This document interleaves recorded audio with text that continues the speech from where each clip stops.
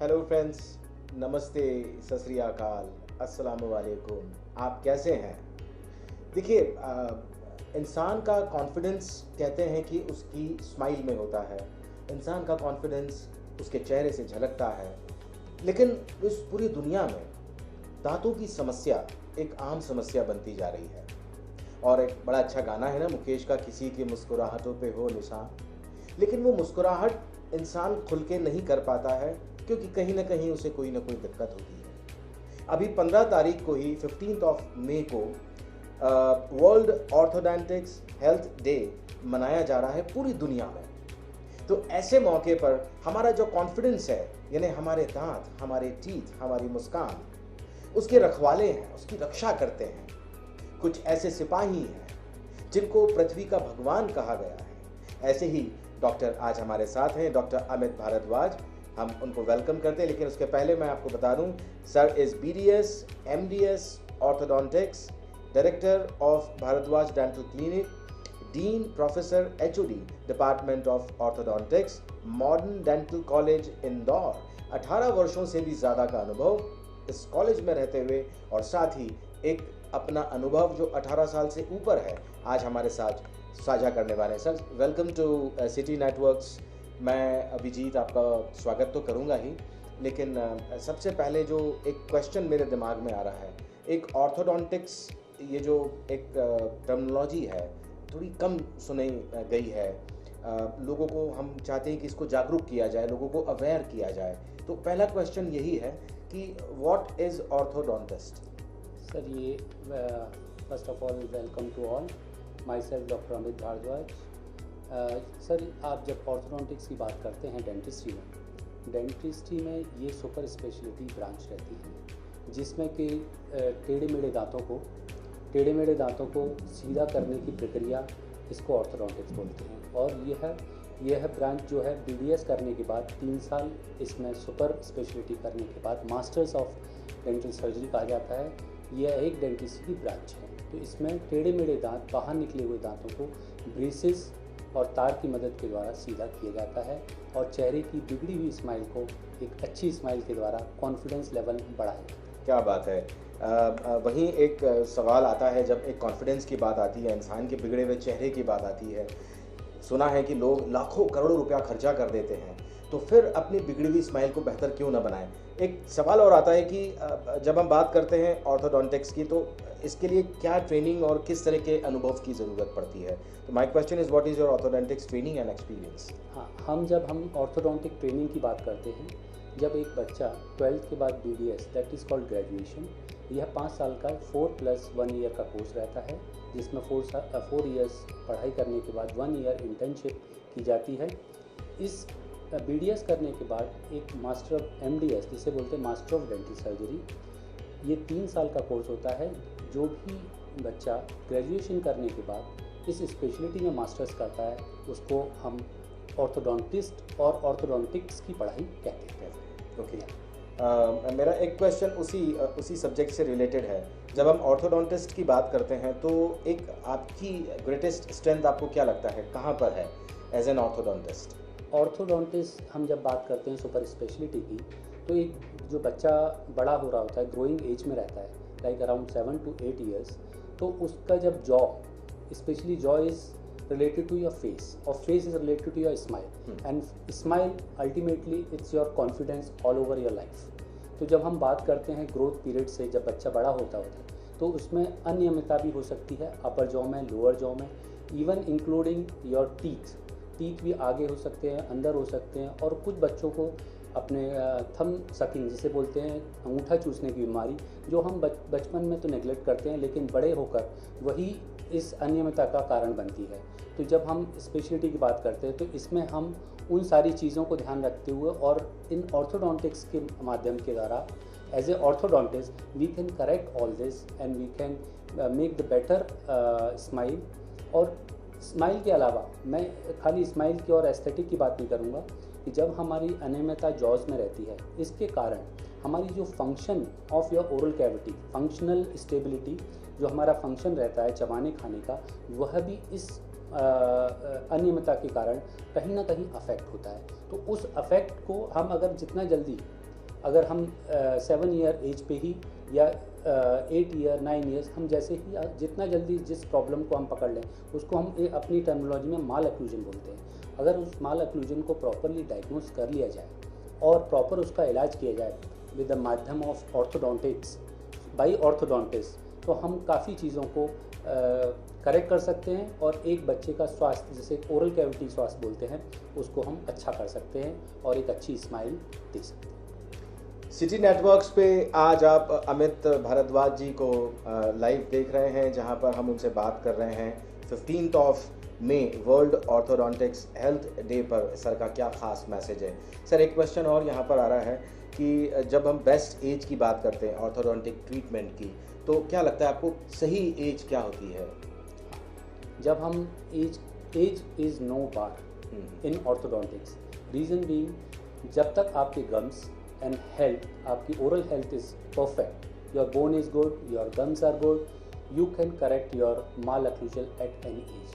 हाँ, अगर हम पुरानी कुछ सालों और कुछ टाइम पहले की बात करें तो हमारे सबके मन में ये रहता था कि किस एज पर हम इलाज कराएं, पर आज मैं बहुत ही, क्योंकि हमारा जो ऑर्थोडोंटिक्स फील्ड है वह इतना आगे एडवांस हो चुका है जिसमें कि हम किसी एज से लिमिट नहीं कर सकते अपने इलाज को, और किसी भी एज पर हम इस इलाज को कर सकते हैं बेहतरीन रूप से। और even in adults, those are like females हैं, मेल्स हैं, जो कि आज एक उस किसी भी कारणवश अपनी एक एज पर नहीं करा पाए, तो even in adult age, at the age of 60, I would say age of 60 also, we can do this treatment and correct the malocclusion properly. Lockdown ने एक बात हमें सिखाई है कि जहाँ जब जैसी तकलीफ हो उसका वैसा ट्रीटमेंट किया जाए।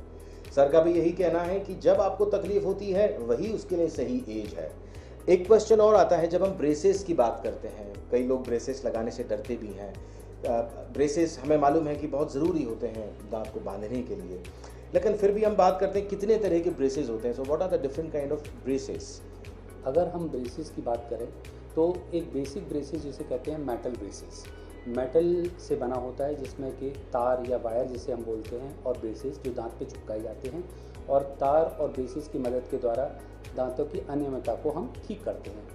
फिर हम मेटल से अगर हम ऊपर चलते हैं तो सिरामिक, दांत के कलर के ब्रेसेस। कई पेशेंट्स रहते हैं वो बहुत ज़्यादा मेटल को लेकर थोड़ा सा पीछे हटते हैं कि नहीं, हमें नहीं दिखाना किसी को, तो अगर उन लोगों के लिए हमारे पास सिरामिक के ब्रेसेस हैं, वो हम उनको बोलते हैं tooth colour braces. Even tooth colour wire also are available to correct the teeth. And apart from this, nowadays we have aligners. Aligners is nothing but, I would like to show you how the aligners look, where you don't require any braces, whether it is ceramic braces or metal braces. Without braces and wire, these are the latest advancement in orthodontics, which is now need of the hour actually. So जो patients या adult patients हैं, they don't want to show their braces, even ceramic or metal, they can go for aligners. Aligner is the better choice, that is called invisible braces. आप इसके द्वारा अपने अनियमितता और जो टेढ़े मेढ़े दांत, बाहर निकले दांतों को सीधा कर सकते हैं। Apart from this aligners, one braces also available like from lingual side. जो ब्रेसेस अंदर की तरफ से लगाए जाते हैं उनको लिंगुअल ब्रेसेस कहते हैं। But the latest thing is invisible braces, like no braces, only aligners. So with aligners we can correct other problems also. So I think this is the latest things, which is the latest advancement is going on in orthodontic field. Orthodontic के क्षेत्र में एक क्रांति कही जाएगी aligners, जहां पर इंसान ब्रेसेस का इस्तेमाल भी कर रहा है लेकिन वो नज़र नहीं आ रहे हैं, जैसे मिस्टर इंडिया के अंदर अनिल कपूर नज़र नहीं आते हैं। हमारा अगला सवाल है, DIY अलाइनर्स के बारे में भी हमने कुछ सुना है, थोड़ा उसके ऊपर रोशनी डालिए ना डॉक्टर साहब की। What are the DIY? Yeah, nowadays this is a very hot topic going in field of dentistry or orthodontics. DIY is like do it yourself. Being an orthodontist or a specialist of this field, I would suggest to all my patients that do not get into trap of DIY. Reason being, any treatment, the treatment should be done with the specialist, and it is different field. So if you are going for any aligners, you should take a consultation of orthodontics ultimately I would say that these braces and any other whatever equipment, instrument, or the material which is made by the company cannot decide the treatment for particular malocclusion or problem. So I would suggest that if you are going for aligners or if you are going for braces treatment, the treatment should be diagnosed by the problem should be diagnosed by the orthodontist or the specialist, and then after diagnosis the proper treatment plan. Because ultimately if you operate the computer will take a command of yours. Computer has got everything, Google has got everything, but the specialty, the intelligence or the expertise has to be governed by the orthodontist or specialist, and the treatment should be done in with the expertise of orthodontics. I believe एक message बहुत important है doctor साहब की तरफ से, वो ये है कि ख़ास तौर से हमारे शरीर का कोई भी हिस्सा हो, और ख़ास तौर से अगर हम दांतों की बात करें तो ऐसा कोई भी ट्रीटमेंट जो हम अपनी मर्ज़ी से करते हैं वो हमारे लिए घातक साबित हो सकता है। हम जहाँ हैं उससे और ज़्यादा बुरी स्थिति में चले जाएंगे। एक क्वेश्चन और यहाँ पे आता है सर, जब हम की ट्रीटमेंट की बात करते हैं तो आपकी ओपिनियन में what is the key treatment? की ट्रीटमेंट हम अगर बात करें तो सबसे पहले तो the key of the treatment is the diagnosis. Okay. When the patient comes to your place or the clinics or any patient is going for treatment, the key of the treatment is diagnosis. If your diagnosis is proper, so you can detect the problem and solve problem according to the problem list. Right. So if you diagnose, I would say in my opinion, for any disease or any malocclusion or any problem, key would be the diagnosis. The proper diagnosis makes your treatment successful. अगर आप successful treatment चाहते हैं तो आपको जो की to treatment doctor साहब ने बताया है उसका डायग्नोसिस प्रॉपर करना पड़ेगा।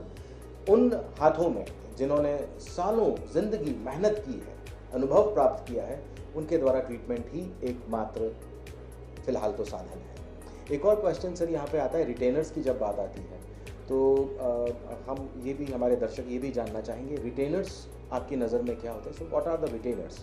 जब हम ये प्रक्रिया जो ऑर्थोडोंटिक प्रक्रिया रहती है ये 1 साल से 1.25 साल और 1.5 साल तक चलती है। जब हम इस प्रक्रिया माध्यम द्वारा जब हम अनियमित दांतों को एक सही आकार और सही रूप से हम सेट करते हैं तो वो अब पुरानी पोजीशन से नई पोजीशन में आते हैं। तो जब ये नई पोजीशन में आते हैं तो रिटेनर्स हम आफ्टर ट्रीटमेंट इसको यूज़ करते हैं। रिटेनर्स की हेल्प के माध्यम के द्वारा जब हम नई पोजीशन पे दांत रखते हैं तो जब हम अप्लायंस को निकालते हैं, क्योंकि अप्लायंस हम we can not keep for 2 years और 3 ईयर्स और 4 ईयर्स, जब हम इनको एक पर्टिकुलर टाइम के बाद निकालते हैं तो दांत जो है वापस पुरानी स्थिति में और पुरानी जगह पे ना चला जाए, क्योंकि हमारा जो बोन और गम्स रहते हैं वो इलास्टिक इन नेचर रहते हैं। तो retainer word is called retention. तो जब हम ये ट्रीटमेंट ख़त्म होने के बाद हम रिटेंशन अप्लायंस देते हैं जो कि 6 मंथ मिनिमम पेशेंट्स को पहनना ही होता है, क्योंकि पुरानी जगह पर दांत न चले जाएं, उसको प्रिवेंट करने के लिए रिटेनर्स का महत्व बहुत ज़्यादा इम्पोर्टेंट है। सर अभी कुछ देर पहले आपने अपनी इस इंटरव्यू में अलाइनर्स की बात की थी, तो बच्चों के लिए अलाइनर्स क्या सही एज होगी? क्या बच्चे भी अलाइनर्स का इस्तेमाल कर सकते हैं? फिर मैं वही कहूँगा कि कुछ समय पहले जब हम बात करते थे अलाइनर्स की, अलाइनर्स भी एक सपना हुआ करता था कि बिना ब्रेसेस और बिना तार के द्वारा क्या हम दांतों की अनियमितता को ठीक कर सकते हैं, लेकिन नहीं, आज वह सब जो हम सोचते थे कुछ टाइम पहले वो आज सब सच है।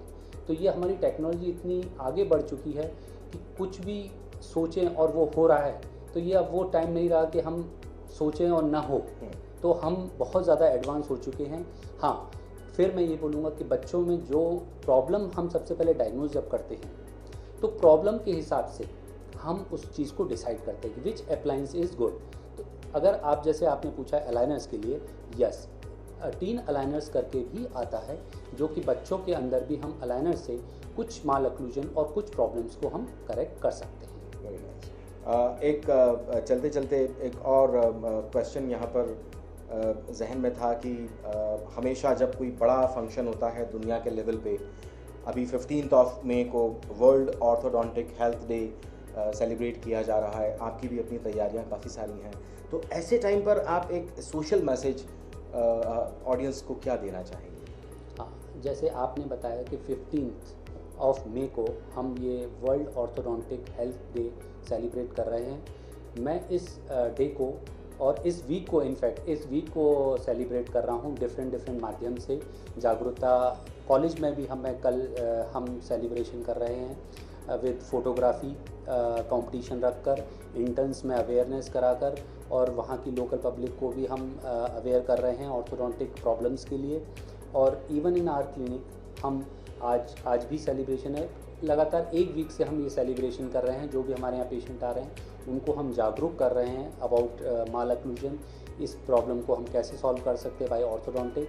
सो डिफरेंट प्लेटफॉर्म पर डिफरेंट माध्यम से यह वीक हम मना रहे हैं। और एट द एंड आपने बोला क्या मैं मैसेज देना चाहूँगा अपने पेशेंट्स को और अपने ऑडियंसेस को, तो ये लास्ट में बोलूँगा कि जो भी पेशेंट्स हैं, हर कोई, जब आप डेंटल ट्रीटमेंट की बात आती है तो मेरा सिर्फ एक ही संदेश है कि साल में 2 बार, और न अगर हो सके 2 बार तो एटलीस्ट 8 to 10 मंथ्स में आप एक जनरल चेकअप, रूटीन चेकअप अपने डेंटिस्ट या अपने स्पेशलिस्ट से ज़रूर कराएं। बच्चों का, एडल्ट का, फीमेल्स, माताओं का, पिताओं का, सबका, मैं सब लोगों का एक बार साल में ज़रूर चेकअप कराएं, क्योंकि कुछ बीमारियां जो होती हैं वो हमें तब पता लगती हैं जब हमारे हाथ से निकल चुकी होती हैं और जब पेन होता है पेशेंट को। तो मेरा सबको यही संदेश है, kindly get your dental checkup 10 to 12 months once in a year. Thank you so much. Thank you so much. मैं डॉक्टर अमित भारद्वाज को भी थैंक्स कहना चाहूँगा, BDS MDS orthodontics, director of Bharadwaj dental clinic, dean professor HOD department of orthodontics, model dental college Indore, 18 वर्षों से भी ज़्यादा का अनुभव और कुछ टेक्नोलॉजी के साथ में कुछ जादुई चीज़ों का जो आविष्कार हुआ है वो मानव जाति के लिए लेकर डॉक्टर साहब एक सेवा कर रहे हैं। इसी बात के साथ कि सर आपकी सेवाएं यूं ही हमें मिलती रहे और लोगों के चेहरे पर वही मुस्कान आती रहे। मुकेश के उसी गाने के साथ इस प्रोग्राम का समापन करना चाहूँगा कि किसी की मुस्कुराहटों पे हो निसार, किसी का दर्द मिल सके तो ले उधार, क्योंकि जीना इसी का नाम है। यही हमें सिखा रहे हैं डॉक्टर साहब भी। बहुत अच्छा लगा आपसे मुलाकात हुई sir. Thank you very much and once again wish you all the best for the coming world health day. All the best sir. Thank you so much. Thank you so much.